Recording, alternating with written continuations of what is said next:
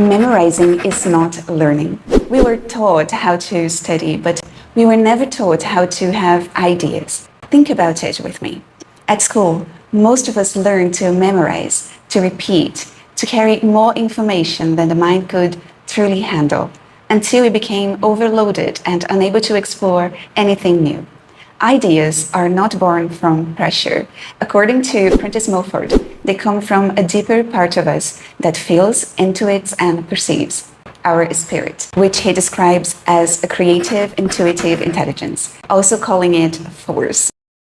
When the mind is in an elevated state, calm, receptive, and aligned, it stops being merely rational and begins to express the spirit, this inner force. When the mind is agitated, tense, or dominated by fear, it moves away from that force. In Mulford's writings, he explains that the spirit teaches, knows, and perceives. The calm mind receives, absorbs, and manifests. The mind and the spirit are deeply interconnected.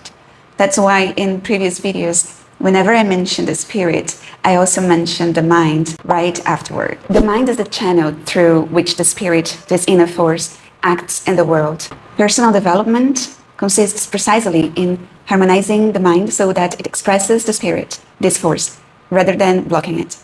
So returning to the topic, studying is not about filling the mind, it is about opening the mind. And opening requires space. You learn better through experience, not rules. Of course, theory matters, but no one learns to sail by memorizing instructions alone. You learn by feeling the wind, adjusting the sail, failing, trying again, until memory naturally holds what the spirit has learned. We do not learn to dance by reading about dance. We learn by observing the idea, observing, feeling, and then allowing the body to follow. Here's a reminder for all of us who think we need to know everything before we begin. You learn by doing, with gentleness, patience, and in your own rhythm. The state of learning is the state of repose. And this part is my favorite.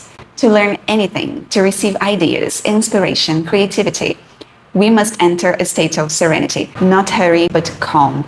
A tranquil state where nothing rushes, nothing is forced.